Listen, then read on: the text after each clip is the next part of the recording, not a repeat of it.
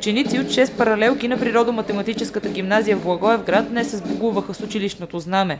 Абитуриентите от випуск 2015 напускат училище със смесени чувства. Разбира се, че ни липсва училището. В училище имахме възможност да ни преподават страхотни учители и съм сигурна, че абсолютно всички ще се връщат тук някой ден с много хубави спомени. Винаги. Определено ще ни липсва. Това са най-хубавите моменти. Тук израснахме, тук озряхме и като цяло ще ни липсва. Малко ни е тежно на всички този ден. Випуск 2015 на Природо-математическата гимназия е първия випуск, който завършва със специализирани програми по информационни технологии, сподели директорът на училището доктор Татяна Яткова, която в словото си към завършващите подчерта, че една от най-добрите инвестиции е образованието. Знаем, че най-сигурната инвестиция е в образованието и науката, че всяка държава започва от ученическия чин, от класната стая, от азбуката.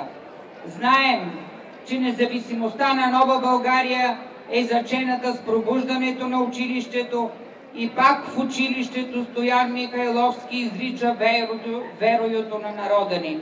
С грижовността да подновим съдбата си. Почти всички завършващи ще продължат образованието си във висшите училища. От сега нататък на къде? София. Какво ще учиш там? Право в Нов Български. Аз съм завърши тук математическата гимназия, биология, химия, паралелка и тук ни готвят много добре и отивам да уча в София медицина. Както много други хора от моя клас, всъщност.